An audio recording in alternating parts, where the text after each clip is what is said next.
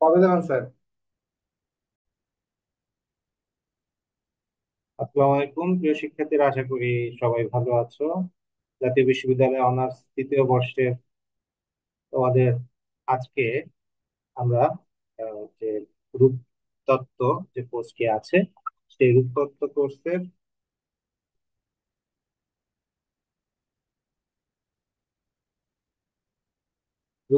কোর্সের ছন্দ বিষয়টা নিয়ে আমরা এখন আজকে আলোচনা করব। তো আলোচনার আগে আমরা একটু বলে রাখি যে পুরো সাহিত্যে ছন্দ একটা গুরুত্বপূর্ণ জিনিস। তুমি শুধু সাহিত্য নয়, পুরো মহাবিশ্বের দিকে তুমি যদি তাকাও, দেখবে যে কি এখানে একটা ছন্দ আছে। সূর্য ডুবছে, তাই না? সূর্য ডুবে যাচ্ছে, আবার সূর্য অস্ত যাচ্ছে, বাতাস প্রবাহিত হচ্ছে, পাখি উড়ে যাচ্ছে। হ্যাঁ, নদীর পানি প্রবাহিত হচ্ছে, একটা নির্দিষ্ট কি আছে, সবগুলোর একটা নির্দিষ্ট ছন্দ আছে। তো আমি মনে করি যে মহাবিশ্বের প্রত্যেকটা জিনিসই এরকম নির্দিষ্ট ছন্দে চলতেছে। তো এই ছন্দে কোথাও ছন্দপতন হলে কিন্তু একটা ডিজাস্টার বা একটা কিছু হয়। তো আমাদের এই সাহিত্যেও ছন্দ বিষয়টা অত্যন্ত গুরুত্বপূর্ণ আলোচনার বিষয়। আমাদের ছন্দের মূল অর্থটা কি?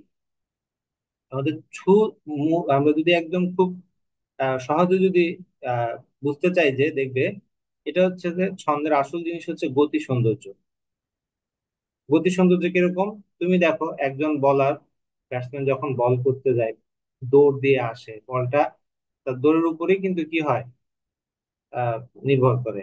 আবার একজন ফুটবলার যখন বল নিয়ে দৌড়ে যাচ্ছে, বা একজন আহ, যখন গাড়ি চালাচ্ছে একটা নির্দিষ্ট গতিতে, হ্যাঁ, বা একটা পাখি উড়ে যাচ্ছে, এই যে যে একটা তাদের একটা যে দেখবে গতির একটা কি আছে, সৌন্দর্য আছে। তো এই যে গতির সৌন্দর্যটা, সেটাকেই আমাদের সাহিত্যের ভাষায় বলা হয়েছিল কি, ভাষাগত ধ্বনি সৌন্দর্য। আমাদের এই ভাষাগত ধ্বনি সৌন্দর্যটা, যেটা আমাদের শুনতে ভালো লাগবে, যেটা আমাদের চিন্তা করতে ভালো লাগবে, আমা- আমাদের মনে একটা আনন্দ দিবে, সেটাকেই বলা হচ্ছে কি, ছন্দ। তো আমাদের বাংলা ছন্দ সম্পর্কে জীবেন্দ্র সিংহ রায় একটা উক্তি দিয়েছেন। সেই উক্তিটি হলো যে কাব্যের রসঘন ও শ্রুতিমধুর বাক্যে সুশৃঙ্খল ধ্বনিবিন্যাসের ফলে যে সৌন্দর্য সৃষ্টি হয়, তাকে ছন্দ বলে। অর্থাৎ কবিতার ধ্বনিগুলোকে এমন সুশৃঙ্খল ভাবে বিন্যাস করেন বা বিন্যস্ত করেন যে তাতে এক বিশেষ ধ্বনি সুষমা দান করেন, যার ফলে কবিতাটি পড়ার সময় পাঠক এক ধরনের ধ্বনি মাধুর্য উপভোগ করেন। ধ্বনি সেই সুশৃঙ্খল বিন্যাসকেই আমাদের বলা হচ্ছে কি, ছন্দ।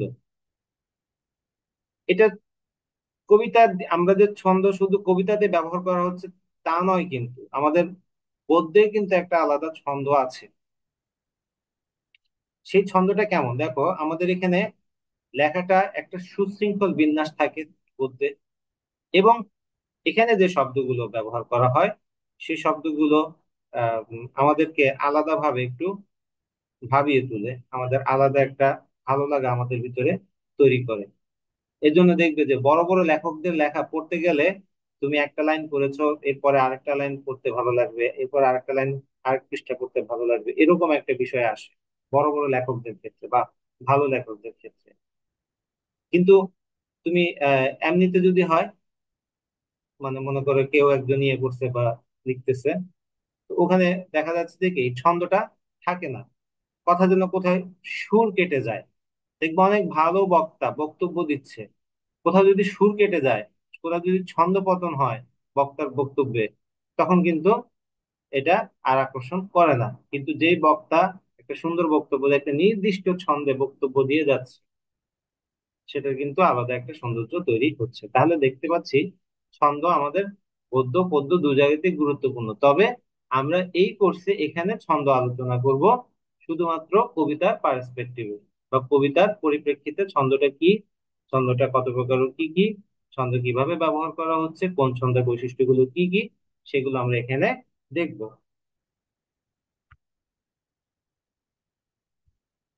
ছন্দ সম্পর্কে পড়ার আগে আমাদের একটা জিনিস মাথায় রাখা দরকার, সেটা হচ্ছে যে ছন্দটা সব সময় উচ্চারণের সাথে সম্পর্কিত। এটা আহ সব সময় উচ্চারণের সাথে সম্পর্কিত, বানানের সাথে নয়। এই জিনিসটা তোমাদের সবসময় মাথায় রাখতে হবে। কেন এই কথাটা বললাম? কারণ কবিতার প্রথম যে বিষয়টা সেটি হলো যে ধ্বনি মাধুর্য, যেটা আমাদের শুনতে ভালো লাগবে, আমাদের কানে একটা মাধুর্য দিবে, তাই না? তুমি গান কখন শুনবা? গানটা যখন তোমার শুনতে ভালো লাগবে। ওকে। আমরা দেখবা যে কি অনেক পুরাতন গান, আগের দিনের গান শুনতে অতটা ভালো লাগতেছে না, কিন্তু আধুনিক কালে যখন ডলবি ডিজিটাল সাউন্ডে সেই গানটাকে কনভার্ট করা হচ্ছে, তখন কিন্তু আমাদের কাছে সেটা শুনতে ভালো লাগছে। অথবা একজন যার গলা সুরেলা, গলার ভিতরে কর্কশতা নাই, তার গান শুনতে আমাদের ভালো লাগছে। সে গানের ভিতরে যদি আবার তার ছন্দ ঠিক না থাকে, তাল লয় ঠিক না থাকে, তাহলে কিন্তু সেটা আমাদের শুনতে ভালো লাগে না। তাই এই ছন্দ সম্পর্কে পড়ার আগে আমাদের সবচেয়ে গুরুত্বপূর্ণ যে বিষয়টা মাথায় রাখতে হবে সেটা হচ্ছে যে কি, ছন্দ সব সময় উচ্চারণের সাথে সম্পর্কিত, বানানের সাথে না। আমাদের এই যে কবিরা তাই কি ছন্দ মেলানোর জন্য, ধ্বনি মাধুর্য তৈরি করার জন্য কোথাও কোথাও শব্দকে ভেঙে ফেলেন, নতুন শব্দ তৈরি করেন, শব্দের পরিবর্তন করেন, পরিবর্ধন করেন, সংকোচন করেন। যেমন দেখো সোনার তরী কবিতাতে কবি বলেছে, গগনে গরজে মেঘ ঘন বর্ষা। এই যে গর্জে, গর্জে শব্দটাকে তিনি ভেঙে লিখলেন গরজে, বর্ষা শব্দটাকে তিনি লিখলেন বরষা। কেন লিখেছেন?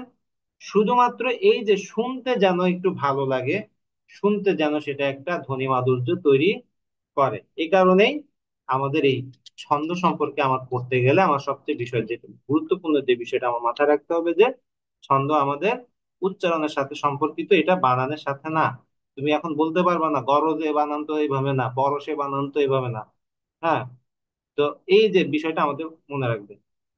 এখন আসো ছন্দের উপকরণ, ছন্দের উপাদান বা ছন্দের উপকরণ বলতে আমরা কি কি জিনিস দেখব। প্রথমে আসো আমাদের অক্ষর। অক্ষর বলতে আমরা কি বোঝাই? বাকযন্ত্রের স্বল্পতম প্রয়াসে বা এক ঝোঁকে যে অংশটুকু উচ্চারিত হয় তাকে অক্ষর বা দল বলে। এই অক্ষরের আরেকটা নাম হচ্ছে যে কি, দল। এই দল মানে আওয়ামী লীগের দল, বিএনপির দল, এরকম না। এখানে মানে হচ্ছে যে আমরা ইংরেজিতে যাকে সিলেবেল বলি, একটা শব্দ আমরা কয়েকটা স্টেপে উচ্চারণ করি, সেই প্রত্যেকটা স্টেপকে, এক একটা স্টেপকে বলা হচ্ছে যে কি, অক্ষর। যেমন মনে করো আমি বাংলাদেশ যদি আহ উচ্চারণ করতে যাই, আমাকে কিভাবে উচ্চারণ করতে হচ্ছে? বাংলাদেশ, বাংলাদেশ। তিনটা স্টেপে আমি এখানে উচ্চারণ করেছি, তাহলে আমার এখানে অক্ষর আছে কয়টি? তিনটি। আবার মনে করো যে আহ আমেরিকা,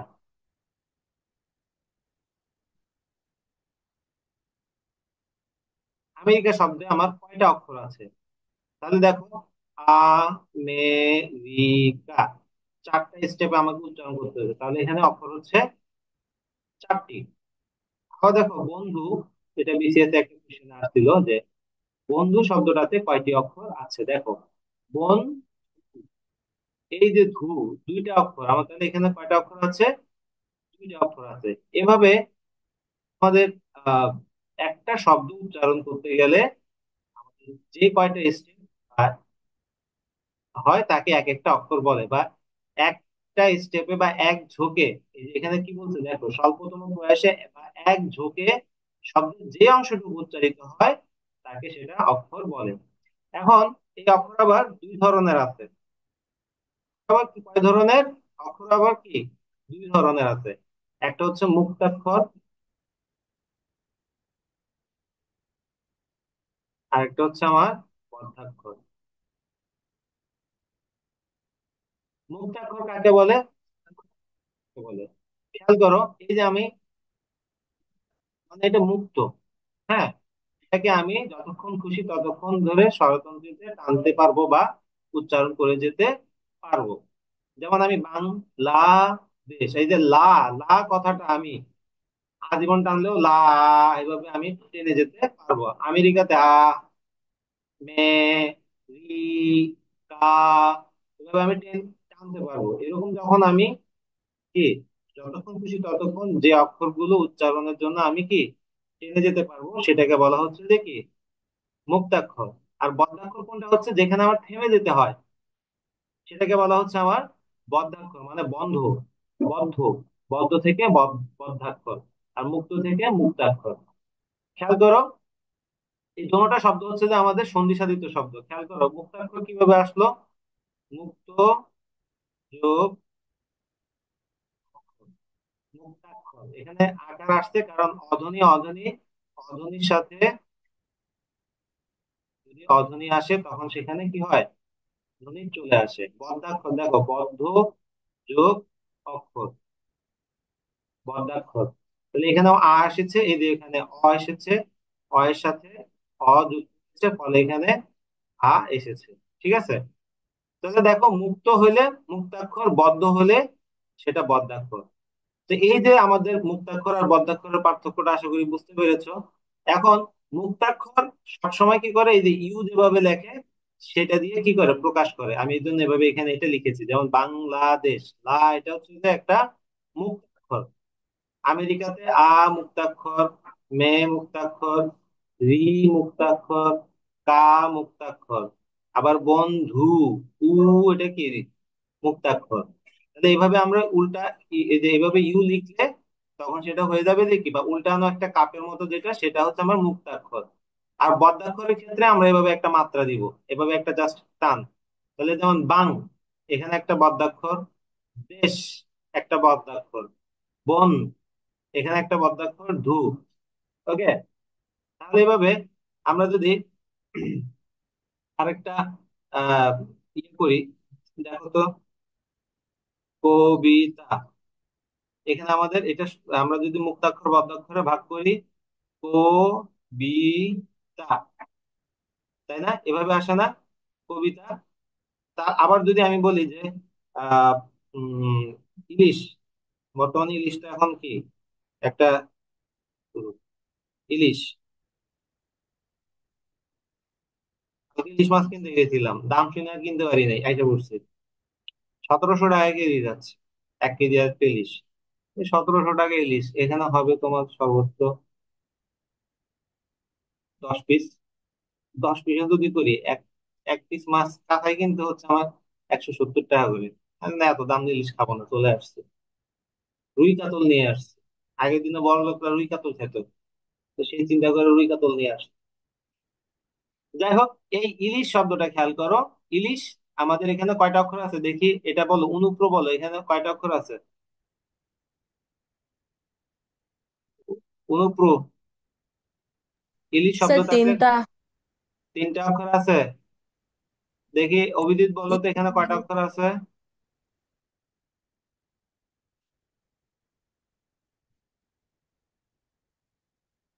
অনুপ্র, এতক্ষণ ক্লাস কি পড়াইলাম, আমি কই কি আর আমার সারিন্দা কয় কি, কথা অবস্থা হয়ে গেছে এরকম। আমার এখানে একটা, ইলিশ, বলো এখানে কয়টা অক্ষর আছে অভিজিৎ? স্যার এখানে একটা দিচ্ছে, তিনটা, স্যার পাঁচটা। 5টা?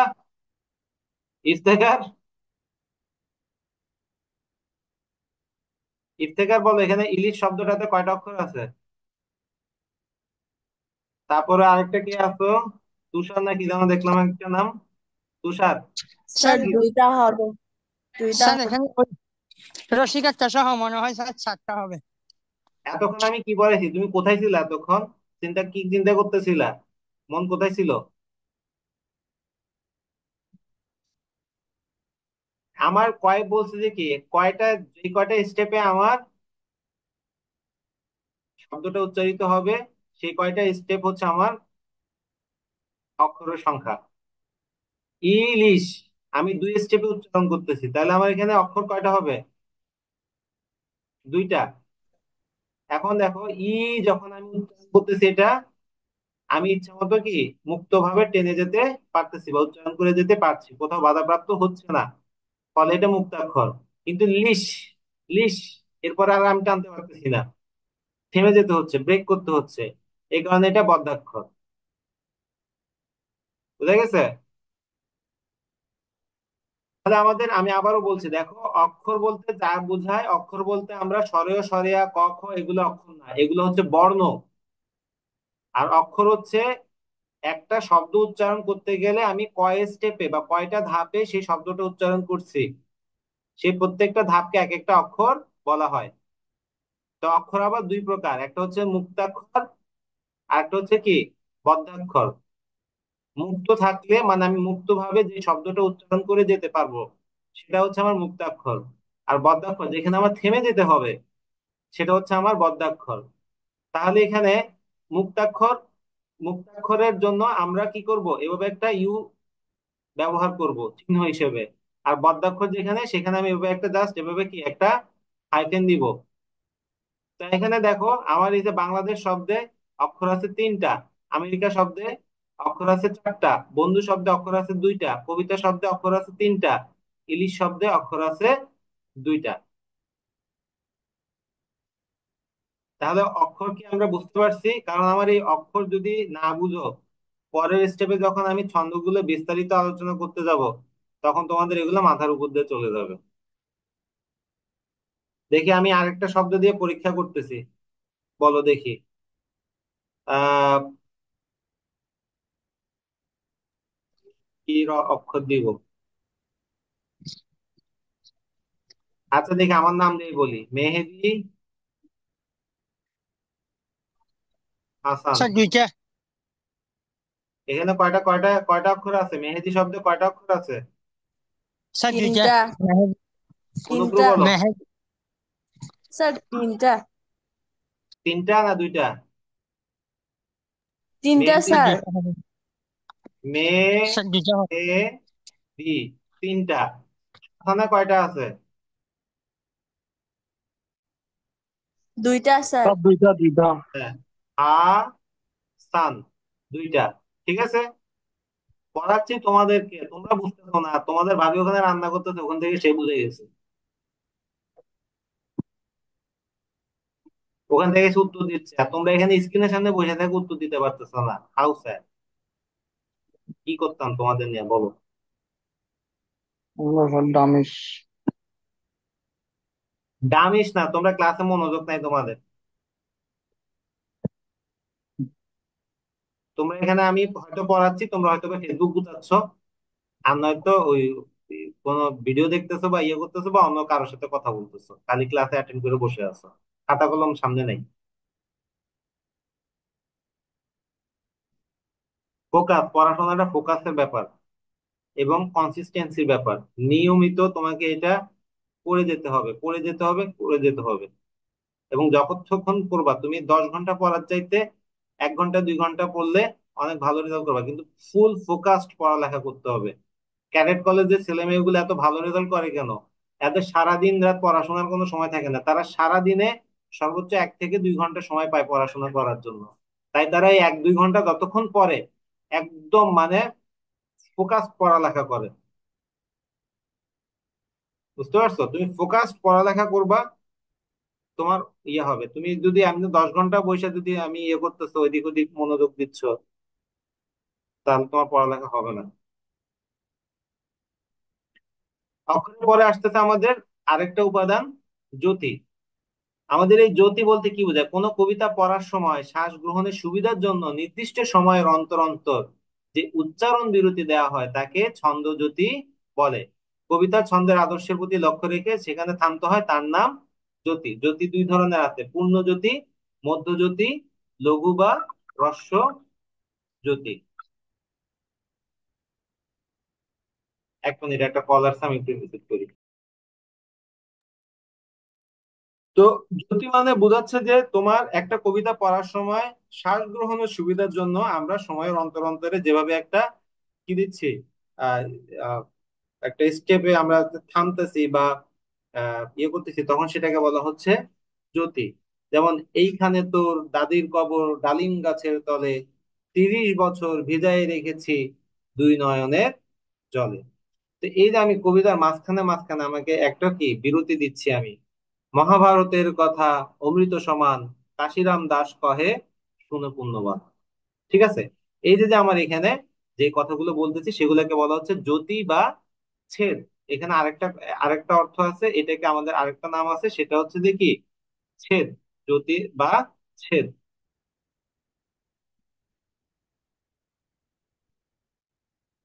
পড়াশোনায় মনোযোগ দাও, ক্লাস করাচ্ছি এখানে। আমার 5টার সময় উঠছি, আজকে সারাদিনে কোনো রেস্ট পাই না। আজকে বিপুল স্যারও আসে নাই, বিপুল স্যারের ক্লাসও নিতে হচ্ছে। কালকেও আসবে না, তোমরা কি কালকে আসবে?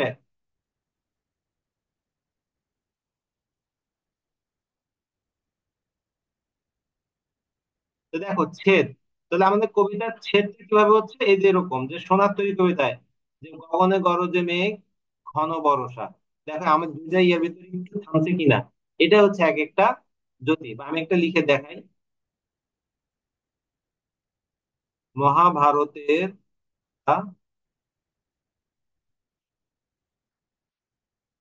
অমৃত সমান,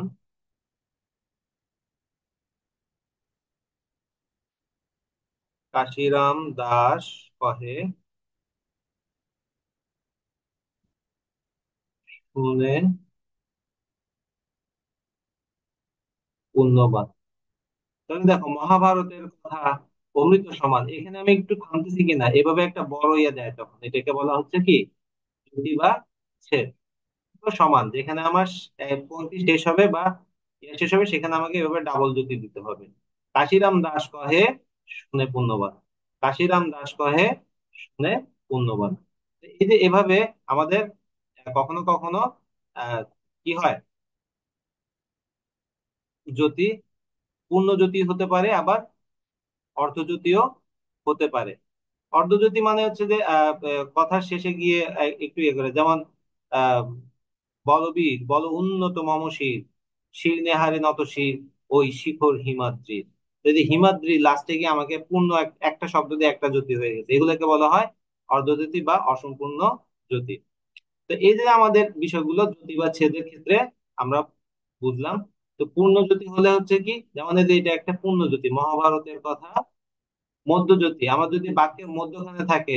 যেমন ধরো মধ্যখানে যদি হচ্ছে যে উম এই যে যে খেয়াল করো, এইখানে তোর দাদির কবর, এইখানে তোর, এখানে আমি একটু থামতেছি, দাদির কবর, আবার একটু থামতেছি, ডালিম গাছের তলে, তাই না? এইখানে তোর দাদির কবর ডালিম গাছের তলে। তাহলে এই যে আমার মধ্যখানে যখন ইয়েটা আসতেছে তখন সেটাকে বলা হচ্ছে যে কি মধ্যজ্যোতি।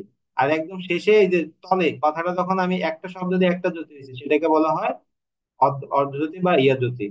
এই যেভাবে আমার যখন ইয়ে করা হচ্ছে সেটা বাদ যাওয়া বা আরো আরো অন্যান্য একটা ইয়েতে যেমন বলতে পারি, বাঁশবাগানের মাথার উপর চাঁদ উঠেছে ওই, মাগো আমার শোলক বলা কাজলা দিদি কই।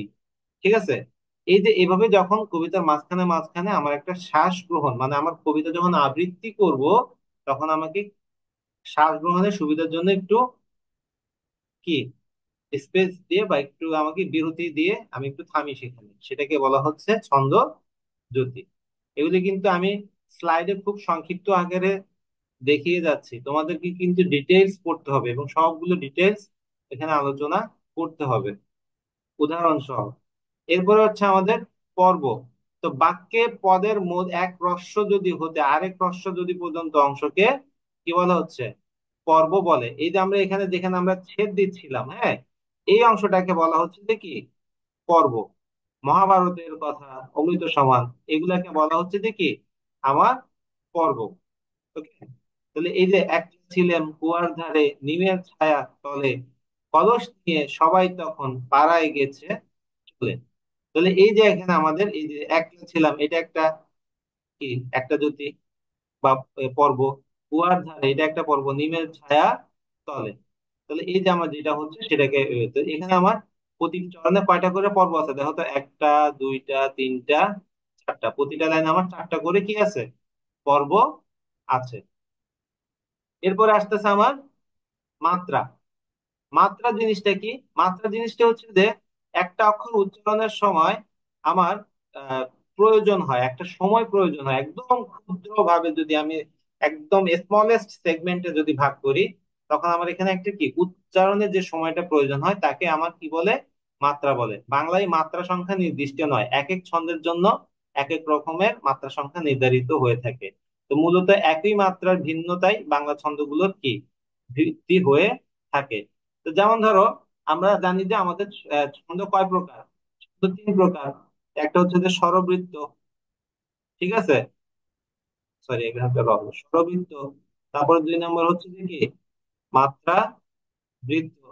আর তিন নম্বর হচ্ছে যে কি অক্ষর বৃত্ত। এই তিনটা একই ছন্দ, দেখো এখানে এক একটা জায়গায় এক এক রকমের মাত্রা সংখ্যা হতে পারে। এই যে আমরা মুক্তাক্ষর বদ্ধাক্ষর আলোচনা করছি না, দেখো এখানে আমি খেয়াল করো, যখন বলবো আমি সুন্দর, এই সুন্দর শব্দটাতে কয়টা অক্ষর আছে দেখি বলো তো।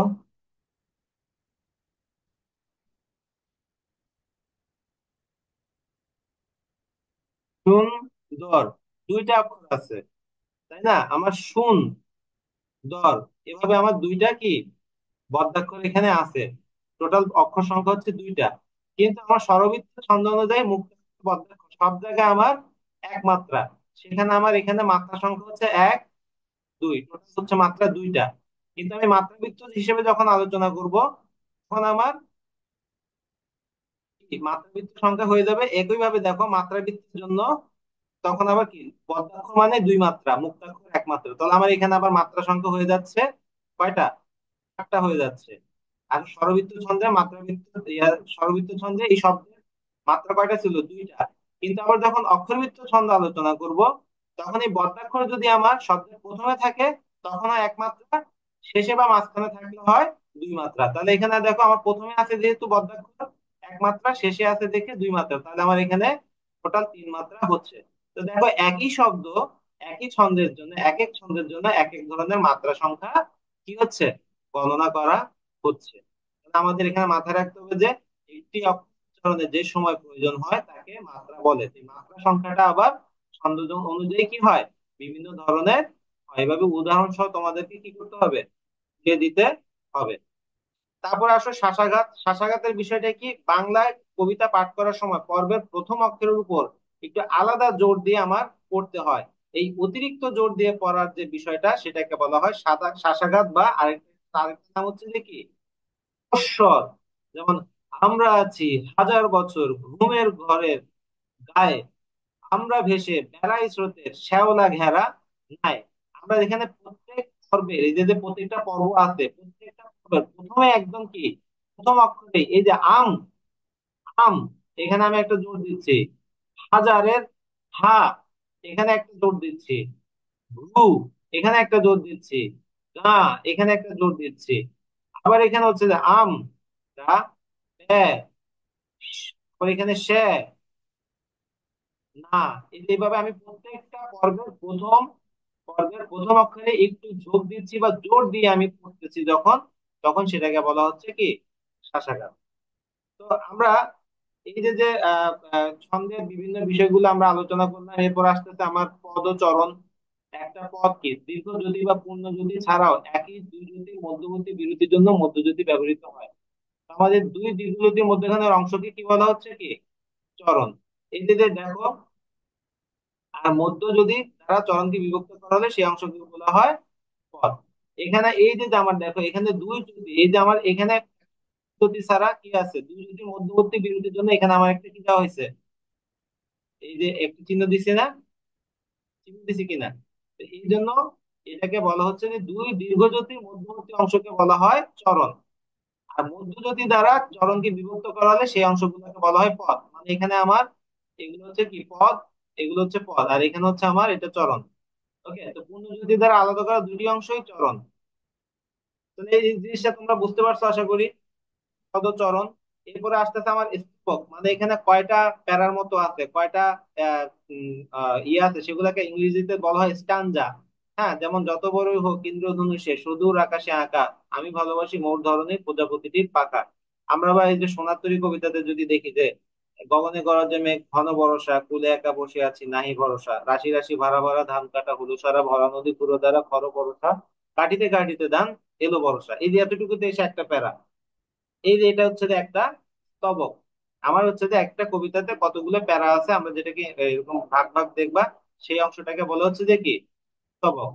এরপর আসতেছে আমাদের মিল। একাধিক পদ পর্বত চরণের শেষে একই ধরনের ধ্বনিগুচ্ছের ব্যবহারকে কি বলা হয়? মিল বলে।